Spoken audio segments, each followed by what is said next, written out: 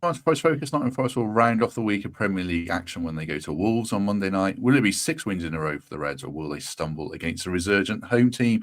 Joining me to discuss that in full, first of all, is Pete Blackburn, fresh from our recording, spoiler alert, that we've just done on transfers. So, Pete, been flogged to death. How are you doing?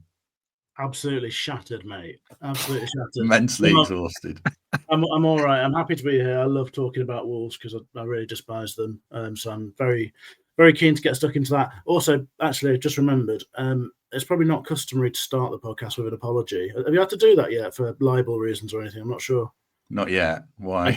I do need to do an apology. It's not for libel reasons, so you're all right. But I just went downstairs to get a glass of water, and then I looked at my new brand sparkling Hoover that was one of the most exciting Christmas editions, and I looked at the brand and it was G-Tech, and I was thinking, oh God, I'm sure I know. I know that name. And then it sort of dawned on me that was the lads pumping money into Brentford, and I really do owe Greg Mitchell a big fat apology. So I'm holding my hands up. I'm sorry for helping them out. You've inspired the next data-driven signing. You've funded it, I should say. So betrayal, an absolute betrayal of my comrade. Mikey Clarke, you're with us for at least part of this preview. How are you doing? I am. I'm good. Do you want me to add to the craziness of this start? So Hoover. It might be edited at this rate, but go on. Hoover's the brand name. It's vacuum cleaner, Pete. That it is. Hoover's all right, Partridge. Saying. I think everyone knows that. But yeah, I'm fine, thank you. All good. Good. Mark Sutherns, Happy New Year. How are you? Yeah, Happy New Year. I don't think I can compete with the sassiness that Peter's brought to this straight away. Already digging into Wolves and Brentford in the first few minutes. It's crazy, but plenty more. I'll try and keep up.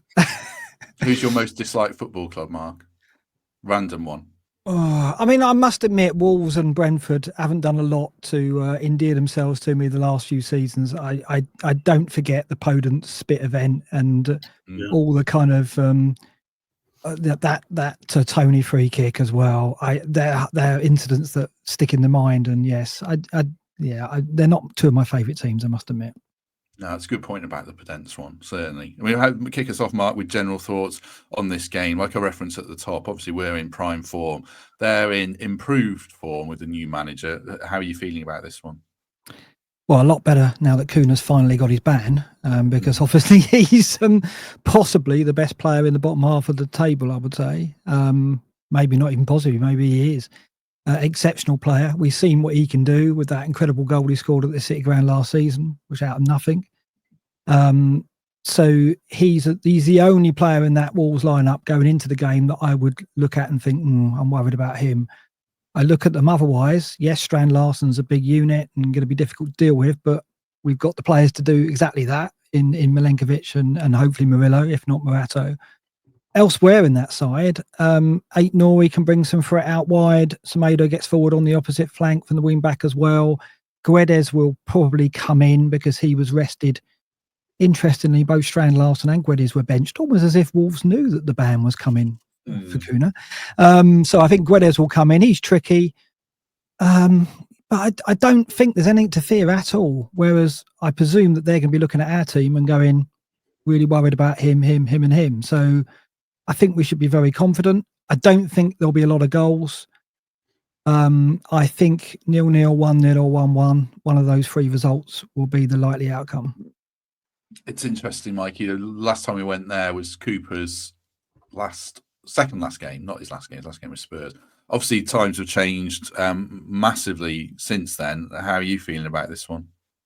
Yeah, optimistic. I think in general, I'm not going to this one because my record at Wolves is awful. I've been twice and we've lost 3-1 and 5-1. So I'm not going to jinx it. But I think for the reasons that Mark's just said, I am optimistic. I think not having Cunha playing is obviously huge, isn't it? He's a really talented player. And I've seen enough of Wolves, albeit under Gary O'Neill, to know that they are really vulnerable defensively. Now, I'm sure the new guys come in and obviously they've had a bit of an upturn. They've had the new manager bounce. The crowd look to be back with them to some extent. But you're not going to have eradicated all those issues overnight. So there will be spells in the game where I think we'll dominate, and I think we might be able to play on some of those some of those traits that they've shown throughout, the beginning of the season, which got the manager fired, basically, which has made them having to change. So I think a point away from home is always good, right? Just regardless. That's the general rule, isn't it? You win your home games, you get a point away, you're usually in for a good season. However, there's nothing to stop us from winning this game at all. Their record isn't great. We've just been away to Everton, who I think are a workmanlike team, and I expect Wolves to be very, very similar. And we dealt with them pretty easily. Went to Brentford, who have not been beaten at home all season, dealt with them. So Wolves don't scare me at all, but I do think it's going to be quite a tight game, and it will rely on those individual moments, and we have the players to make those moments ours. So Gibbs White, Elanga, Hudson-Odoi is back. We've got more match winners in our side than they have. So I'm not expecting, but I'm very hopeful. I certainly don't think we'll lose the game. I think as well, when Mark was saying there, Pete, the thing that made my ears prick up is if it's a 1-1, a 0-0, 1-0. I mean, I always think yes, please when I watch our team now, because if we get the first goal, then I just back us to win every time. If it is that kind of game, are you feeling confident in this one? I'm feeling totally confident. I mean, how could you not be? We're going into the game with the confidence and swagger of 5 straight Premier League wins behind you. It's a squad that looks like it's got options, even though we've got a few injuries and whatever. And as I sort of touched on at the start, facing a side that's become something of a sort of low-key, spicy rival for us. But the case has been made pretty perfectly, I think, by the three of you. You'd have to be very generous, I think, to line up the squads and not certainly the starting lineups and not feel like we've got the defence that you would want to bank on, and that we've also got the individual magic that you'd want to bank on, particularly without Cunha, as Mark rightly says. And I'd expand that as well to the sort of wider situation of the clubs. I mean, Mikey said the crowds are back on side and such like. Well, I mean, I think they're still chanting for the chairman out. It's not a happy place. This is a football club that is very much on a sort of downward trend of not investing, of steadying the ship, of selling best players and not looking like they're recruiting particularly well to replace them. And regardless of recent results, and I'm sure we're going to get into those in more depth. I think this is a vulnerable team and a vulnerable football club, and we're the absolute opposite of that right now. Clearly, at some point, our runs will come to an end, and we'll lose a game here and there and whatever. But we just have all the building blocks. You don't see our defence having off days. They are such an organised unit. The team is so well coached. You just look at the shape of the team, the distances between the players, the effort that all of those players are putting in, and the way that the bench come on and make an impact. Everything about this football club right now is in a good place. And even if things have turned around a little bit for Wolves, I still make them a vulnerable opponent with much less quality than us.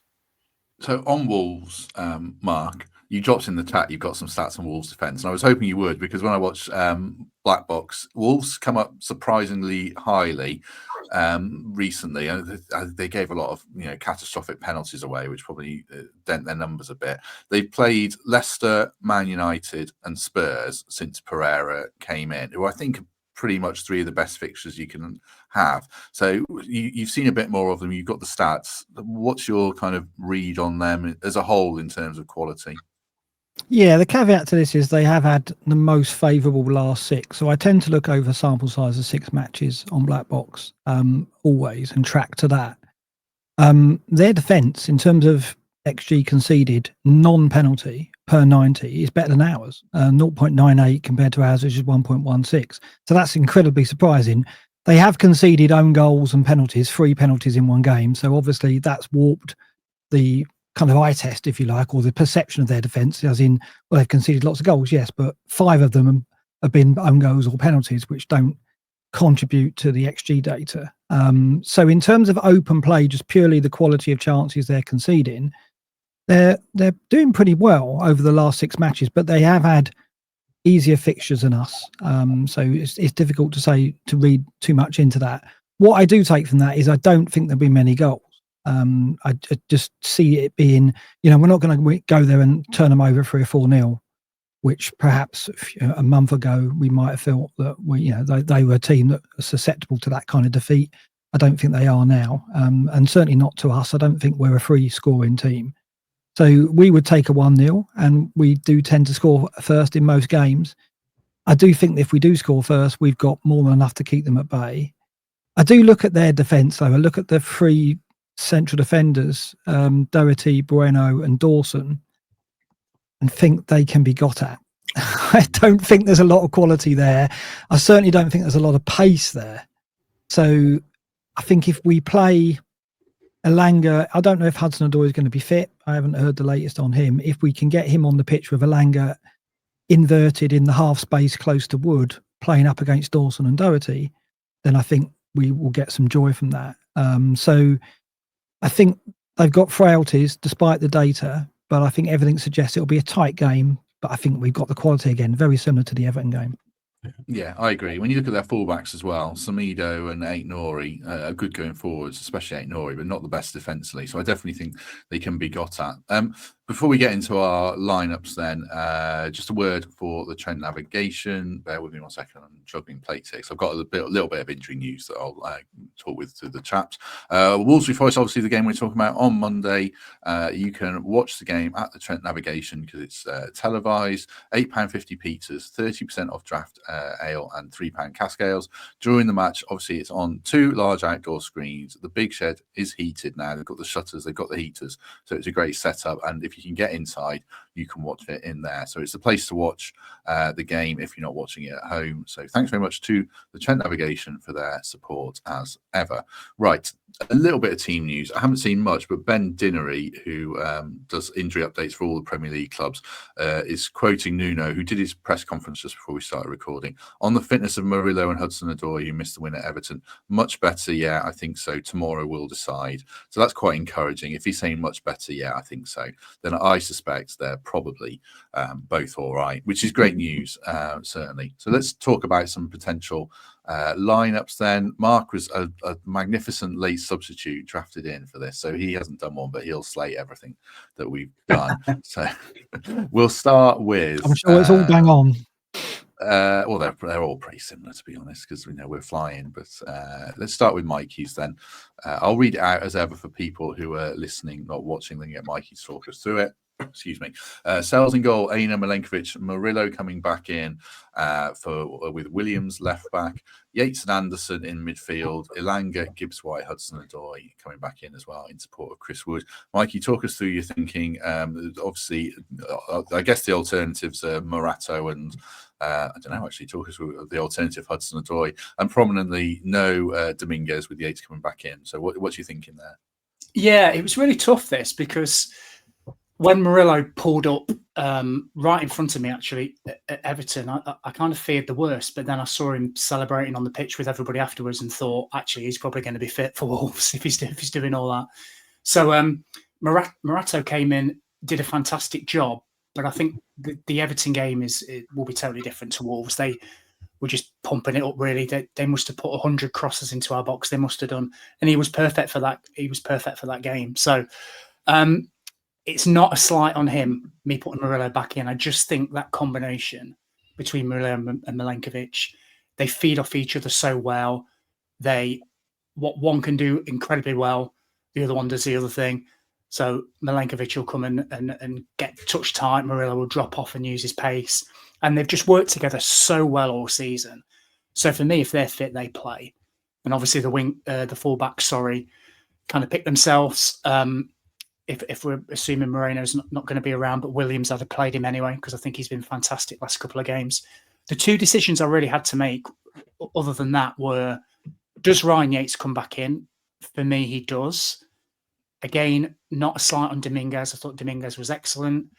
It's just Yatesy, Midlands derby, Monday night. You want him in there, don't you? I think he's been fundamental for what we've done. And for me, he comes back in.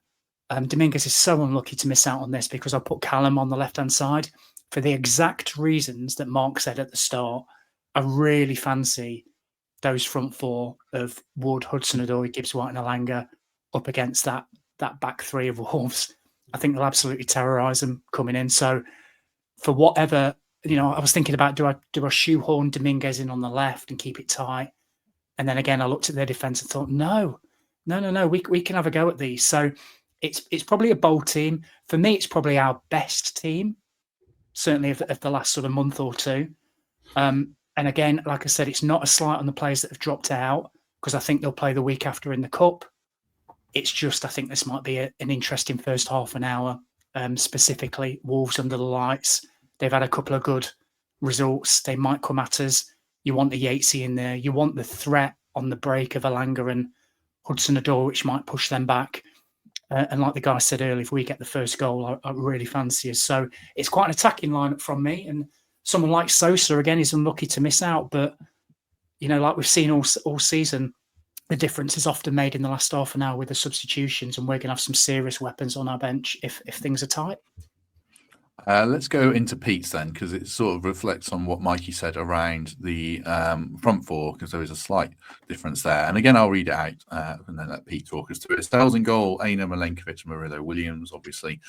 Yates and Anderson in midfield. Then Dominguez playing on the right, Gibbs White in behind Wood with Elanga on the left. So the one prominent change there, Pete, is Dominguez coming in on the right. So talk us through your thinking there.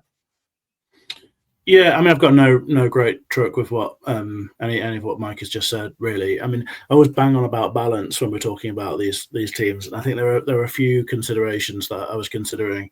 I mean, in Mark's various answers already, he's already pretty much completed all the things I was going to mention, but I'll go through a couple of them anyway. I mean, for me, the main issues in this one are that Wolves back three is beyond weak for the level, I think.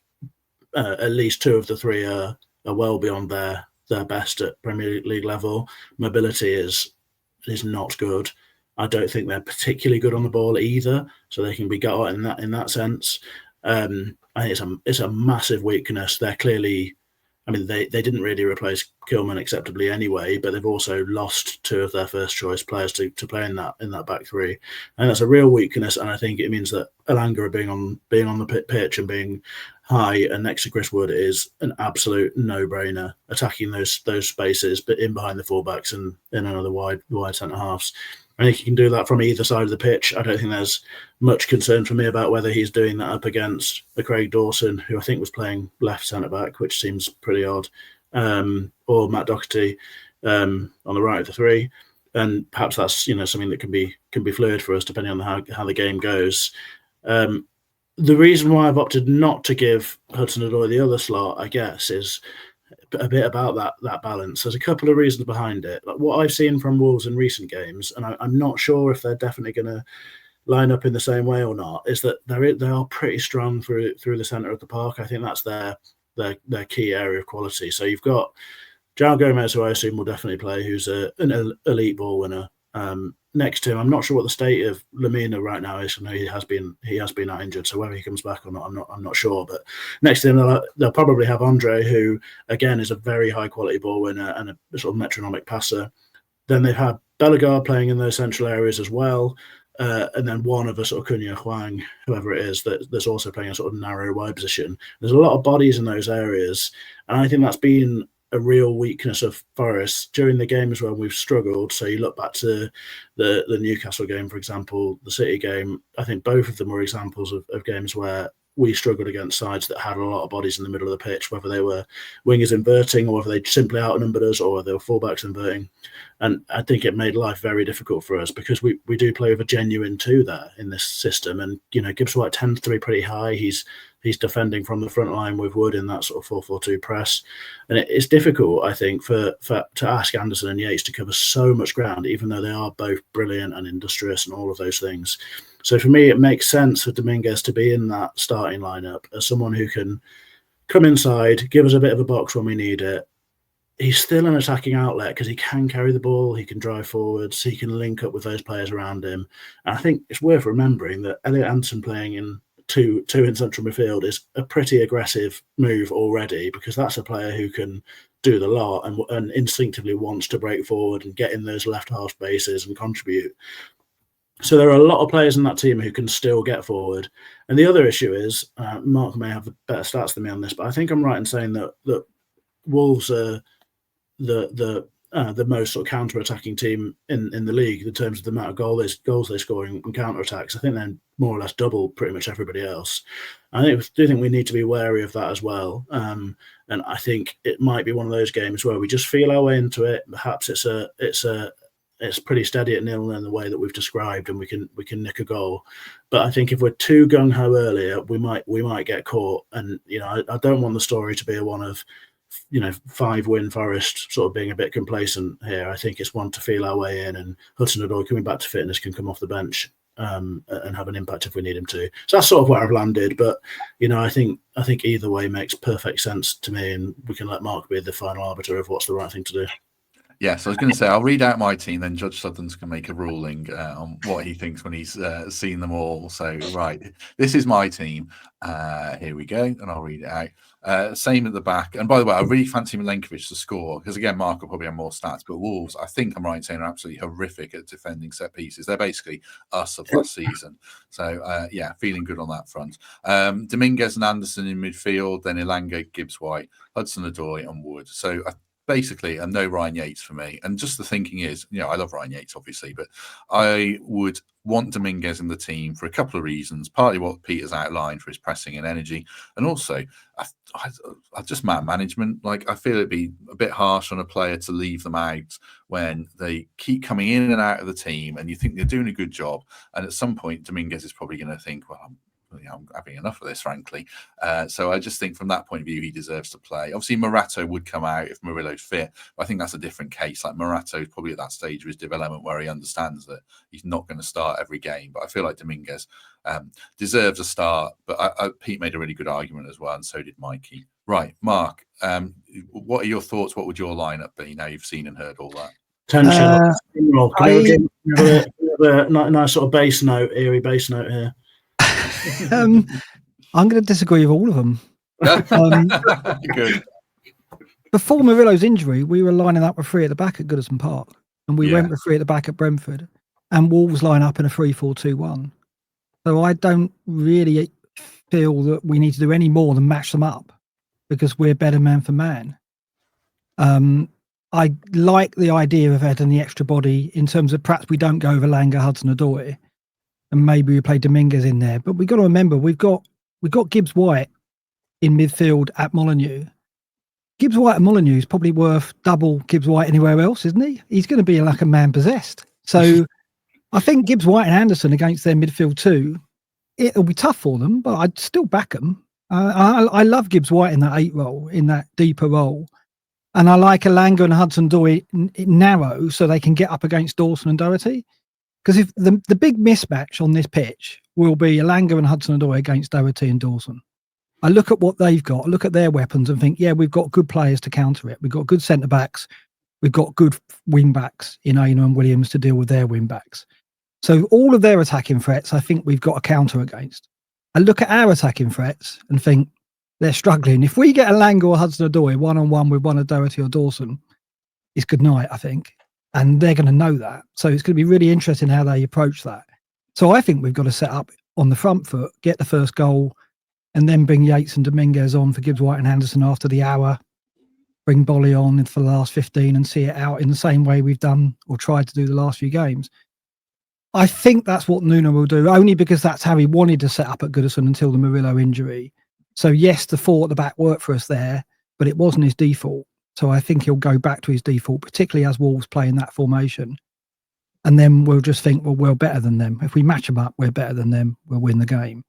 I think that's what we'll do, but we'll see. No, I like it. Well, I like it. That was just perfect, wasn't it? You're all idiots. Here's the game plan. It's obviously what he wanted to do at Goodison, though, wasn't it? So I get the whole idea that was they were going to do air raids, weren't they? And we needed the 3 centre-backs for that. But I just like the idea of going 11 versus 11, match them up, and I think we've got the better players. Do you think, Mark, just a quick question, do you think, because I was surprised when Murillo went down and he didn't bring Bolly in, do you think going to a 4 was because he doesn't think Bolly can do a full game? Yeah. Yeah. And he wanted a centre-back on the bench to bring on. Yeah. And I think that's why Yates won't come back in. I think I think he likes to tell Gibbs White and Anderson, flog yourself for an hour because we've got Dominguez and Yates to come on for the last half an hour. And if the game state is we're winning at that point, I think they shut the game down because they come on, get tactical fouls, lots of energy, and then volley for the last 10 or 15. We can write the script now, right? And it went to script at Goodison Park. Whether it will at Wolves, I don't know. But I think Nuno will go, this is the plan every game away from home. We score the first goal, we sit back, we hit them on the break and get a second if we can. Then we bring on energy for the last 30 minutes and we shore it up with another centre-back for the very end. That seems to be what his plan is away from home. And it worked at Brentford and it worked at Everton. And I think he'll try again at Wolves. And I just don't think Wolves have got the weapons on the pitch to hurt us that much. Yeah, I know we had Zach Abbott on the bench, but that wasn't the game to bring him on, Everton away, where they were just going to load it up. So, there were other reasons for Abbott on the bench as well. Well, yeah, there were. But the reason wasn't that he was going to come on in almost any scenario unless there was a crisis, I think. So, yeah. When you say that as well, like a lot of pundits say, oh, eventually someone will work them out. But no, I don't think anyone's going to work us out. No one worked out Leicester when they won the league. I'm not saying we're going to win the league, but, you know, there's no sign that teams are going to work us out. And certainly not Wolves, Pete. No offence to them. But like you said, I don't think they've got the weapons to work us out if anyone does, are they? I'm not sure if I necessarily know what that means when people say work them out. It seems like... Well, I guess like Leicester last season when they won the championship stumbled over the line because teams stopped Maresca a bit, didn't they? Yeah. I mean, I guess it makes more sense in highly stylized systems where managers have very, very distinct ways of playing and such like. But I think, without wanting to make it sort of too basic, the sort of secrets of the Forest success are an incredibly organised defence, a fantastic team spirit, and players are all fighting for the shirt, right? You know, plus the individual quality that we have. You know, these are all ingredients you can't really work out. You can't work out good recruitment. You can't fight against that. There's nothing you can do. I think the ingredients of the Forest success are all things that the Wolves manager can't really do an awful lot about, apart from try and replicate them and hope that his players have magic moments too, like Wolves always seem to do against us with Cunha or Bellegarde or whatever. But no one's going to be able to change the fact, with the level of quality that Wolves have got, that we've got an incredibly sturdy, well-organised, communicative defence who are putting their bodies on the line. You know, the only way to beat that is by having a fantastic, highly tuned attack with brilliant players in it, right? Or us have an off day.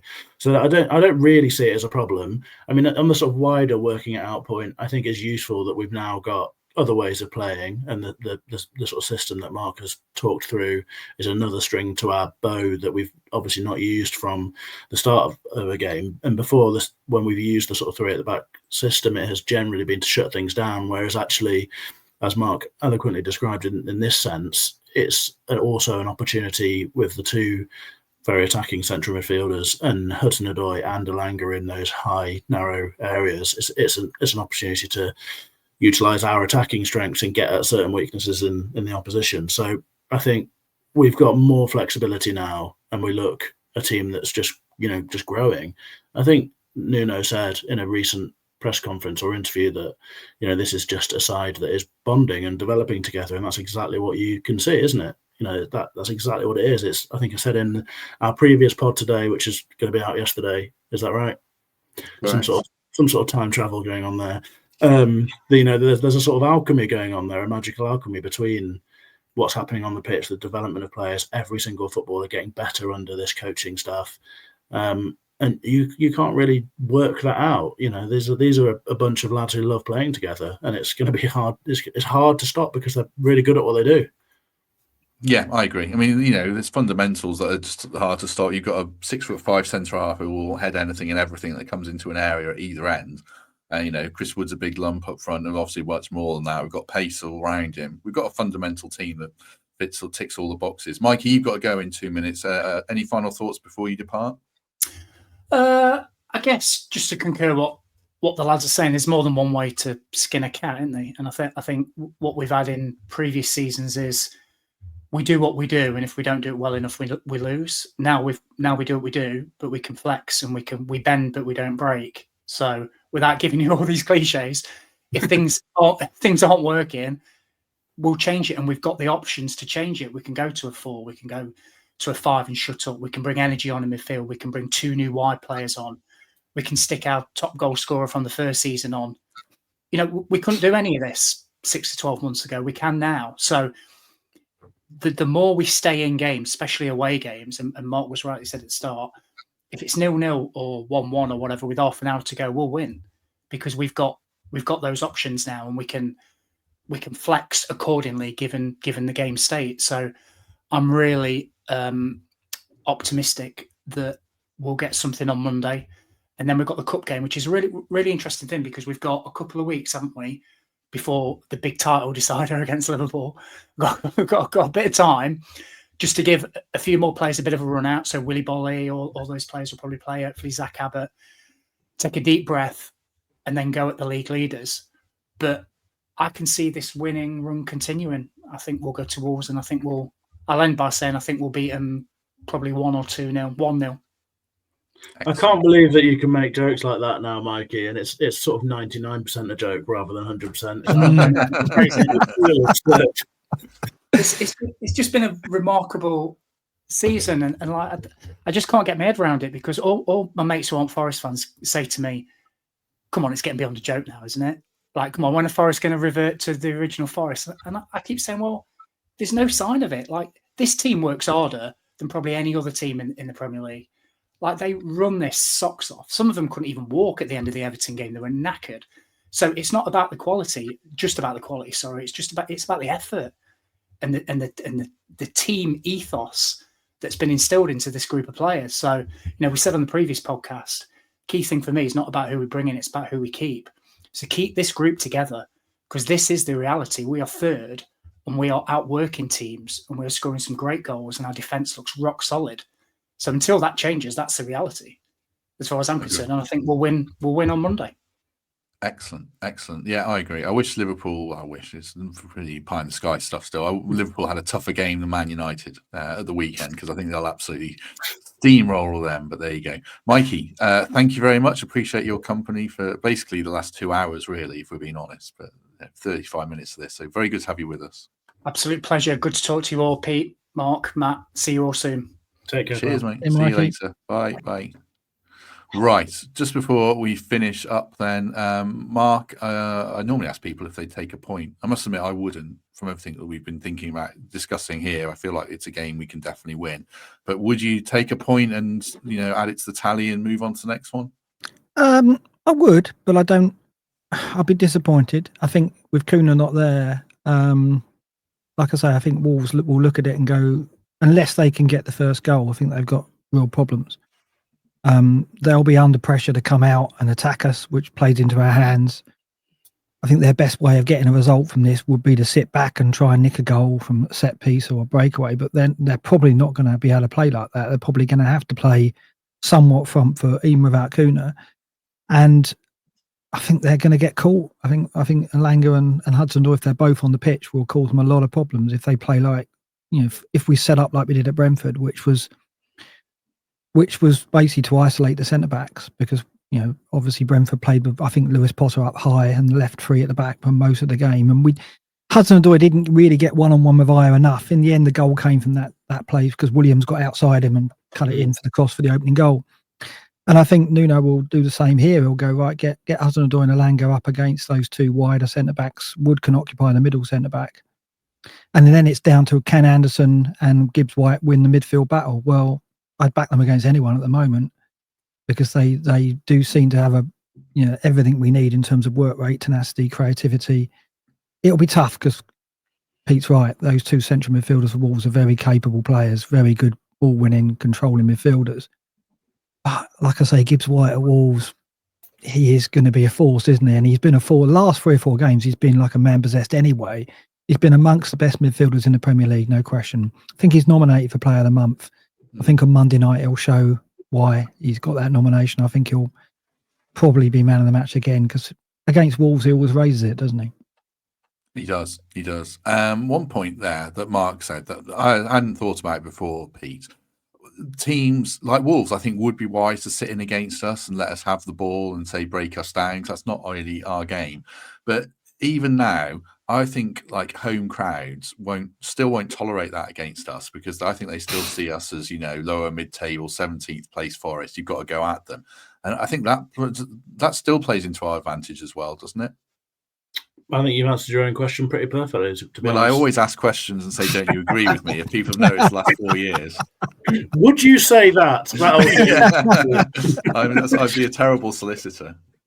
Yeah, no, I think you're bang right, and I think the stuff I mentioned earlier about the general atmosphere about Wolves plays into that as well. I don't think this is a happy place whatsoever. I think it's a club that's drifting somewhat, that has had recent real highs, particularly under Nuno's stewardship, and those memories die hard. And I think the fans are pretty sick of feeling like they're now being a bit taken for granted, and that things are drifting, and the same sort of ambition and passion from the ownership that was once there, it isn't really there anymore. They've lost some of that sense of sort of star quality about them, and don't really seem to be replacing those stars with the same gusto that they once did. So I don't think that that's going to be a crowd that will tolerate sitting back and giving us that sort of respect. And frankly, I'd still fancy us to work it out, to be honest, because whilst we are a team with a specific way of playing, we are incredibly solid and obviously have a real threat on the break and all that sort of stuff.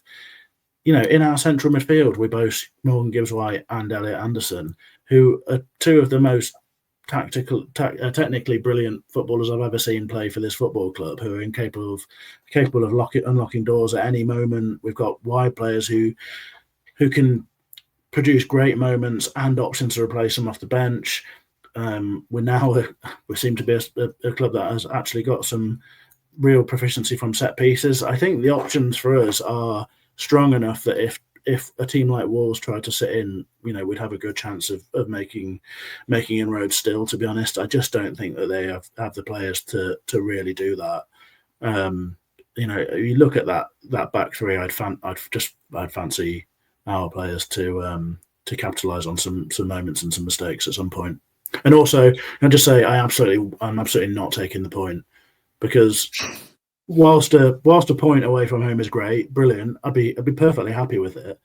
But I mean, I'm not complacent at all. But my genuine feeling going into the game is that it's far more likely that we will either draw or win than we will lose. And therefore, why would I take that point? I'm gambling on the win. And my word, imagine if we can notch another one in a row. Yeah, we were breaking records going back to the 50s or something like that, I think. Yeah. Tries to plug my laptop in just there and fails, doesn't know what the right plug is. So I think I've got enough power left. It looked really good. I'm sure the viewers will love that. Smooth, wasn't it? I know. There's a real bang on one of the plugs. Yeah. Right. Right, I will finish up shortly, but quickly. Thank you very much to Ben Sales and Home Move Estate Agents. They're sponsoring us for the whole year, which is fantastic. A wonderful show of support. I'm very grateful to them. So yeah, do show them your support as well. If you're looking to buy or sell a house in the Nottinghamshire area, then they are the people for you. They are 5-star rated on Google, so don't just support Ben because he's a Forest fan and a lovely guy. He will do a good job for you when it comes to buying or selling.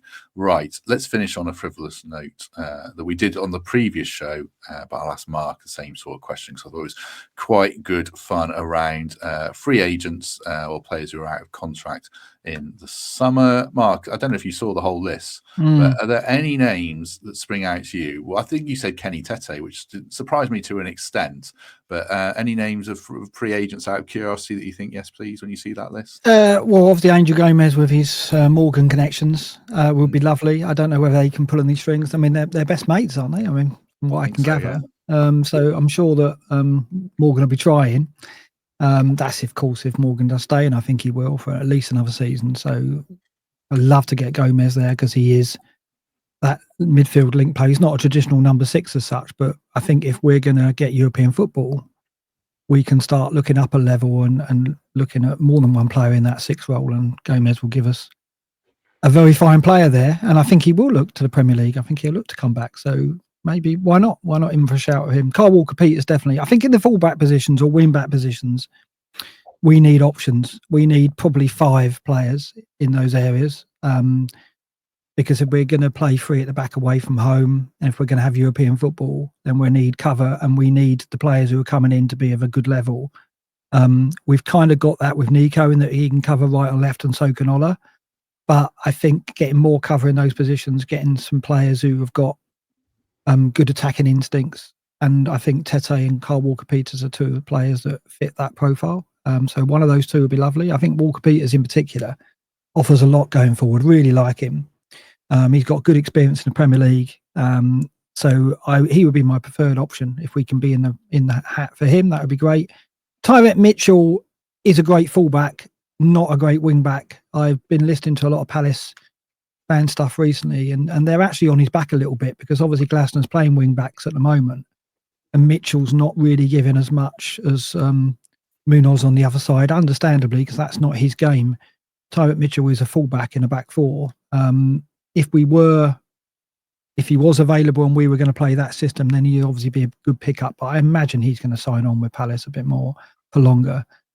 Other than that, I mean, yeah, there are players on here from overseas that stand out, but I would be wanting to get Premier League experience first and foremost. Traore is intriguing. Obviously, as a roll of the dice to have on the bench, he's pretty exceptional as a player who can change it up, and Nuno knows him and probably would back himself to get a tune out of him. So why not? If we're going to get European football, which I hesitate to say looks likely now, we are going to have to get into the market and bolster the squad. Luckily, we're pretty experienced at getting into the market and bolstering the squad with big numbers. So hopefully this time, no, it's quality is what we need, not quantity. Excellent. I'm going to dig out a stat while Pete's talking. With any final thoughts, anything you want to say before we depart, Pete Blackburn? Well, I tell you what, we'll go full circle. And just to return to some of my thoughts about Wolves from the start of the podcast. I mean, I'm going to Molineux for the first time on Monday. I'm very excited about it. The thing I hate most about modern football, aside from VAR, I think, is tribalism. But Wolves make me tribal. I'm still raging about the songs they were singing about Morgan Gibbs-White's wife the last time they came to the City Ground earlier this season. I found their local journalists incredibly irritating during the transfer saga, and the fans who just wouldn't shut up. It's just they've somehow that football club have really got under my skin, and they're my real rivals now. Wolves to me are Brentford for Greg Mitchell, and I hope we'll be celebrating a similar performance and result that we were after the trip down to London. Excellent. Right, the stat I mentioned from Paul Morley of this parish tweeted, he did a stat around teams in the top 6 and where they finished recently, and he's updated it for teams who are finishing 4th at Christmas, and he's done it now for third at New Year's in the 32 seasons since the Premier League began and where they finished. So teams who were in the top 3 finished in the top 3 17 times, so 53%, top 4 27 times, 84%, and top 5 31 times, 96.8%. The one anomaly is Sunderland, who finished 7th. So the stats, Mark puts a lot of stock in stats. I do as well, to be honest. Are certainly on our side in terms of a top 5 finish based on history, without wishing to tempt. That's a terrifyingly big number, isn't it? That last one, 97%, yeah. For 5th place, which is looking like a pretty good place to be, quite possibly this season. Wow. I think is it 98% certain that England get the extra Champions League place as well. Something like that, yeah. Yeah. So basically, we are going on Champions League roadshow then. I don't know. Still, Newcastle. I'm going to start looking around Europe for Airbnbs already. Yeah. I'm still watching Newcastle and Man City. Like you see Newcastle's form. Yeah, I know, it does worry me. Mark, I'm going to indulge myself massively with an FPL question now. Now you've shot up the rankings and flown past me, I noticed, in the last week or two, or month or two. Would you start, talking of Newcastle, would you start Hall at Tottenham or Sarr at home to Chelsea at the weekend? This is outrageous, by the way. I'd start Sarr at home to Chelsea. Thank you. Spurs score. Spurs will score. Spurs will score. Then you're banking on attacking returns. I think Chelsea are in no great shape at the moment, and Palace will fancy it. They'll definitely score, Palace. And if they score, Sarr probably got 30-40% chance of being involved. So, yeah. go for Yeah, Sarr. if I'm picking Hall, I'm chasing points because he just keeps. I benched him at the weekend like so many did. Go on, Pete. Do you want to ask Mark a question to even You the should be score? charging him for this, Mark. This is an absolute outrage. I don't charge on this channel for tips. I do that on another channel. No. Yeah, that's all good. Just on Wolves as well, just going back to them, I think that one thing that we haven't focused on is defensive errors. I think what we saw from Everton was the defensive error that gave us the second goal, for example. And I think when we're playing teams, when we're going away from home, we are playing against teams who are prone to error. And Wolves have made 15 errors leading to chance, 3 leading to goals. The team who has made the fewest errors is Forest. We've made 7, and we're only one of 2 teams who haven't made an error leading to goal as well. I mean, us and Arsenal are the only teams who haven't made an error that's led to a goal. So we're a team that don't make defensive errors. So teams can't rely on that as a route to goal. And when Liverpool come to the City ground, they're going to have to find, their pressing will be elite, but we're not going to make errors out of the pressing, hopefully. Maybe Farmer's last words. So we're not a team that you can count on to go, well, we'll just bide our time and they'll make a mistake and we'll capitalise. Whereas I think Wolves are. And I think, you look at the 3 centre-backs, I think they've probably got a mistake in them. The goalkeeper, Sarr, got a mistake in him. Look at the Bournemouth game where he gave away 2 penalties. So that's the other thing. Even if we keep it tight, we just bide our time. I think they will give us a chance, let alone what we create. And I think we will create some as well. So that's part of our game, which we've improved a lot. We just don't make mistakes anymore. And it's surprising how many points that can win you by not making mistakes and by capitalising on the opponent. Certainly is. There we go. Sarr's in for people who can see. Ball's on the bench. Bloody Morgan Rogers is 3rd on the bench, having scuppered my plans, but there you go. He's done a good job. Right, we'll leave it there. Thank you very much for everyone for their company. If you've enjoyed this, do us a favour, hit like, hit subscribe. Do consider Patreon or channel membership and give us a lovely 5-star review on iTunes or Spotify. I do read them all and appreciate them very much. Pete Blackburn, thank you very much. Thanks for having me. Absolute pleasure. Enjoyed both of the recordings today. Back to back. What a warrior, a hero of this parish, indeed. Thank you very much. Mark Sutherns, it's been lovely to have you on a few daytime recordings over the festival. Yeah, no, it's been good. I'm already getting texts in the house to come in and make the kids lunch, so I better go. I've got to do that as well. Mine have been left on their own for a couple of hours now. So yeah, we'll do that. Mark's back for the post-match show on Monday, and then tomorrow we'll hear from Ryan Lester with our Wolves opposition review. But in the meantime, if we don't see you tomorrow, we shall hopefully see you soon.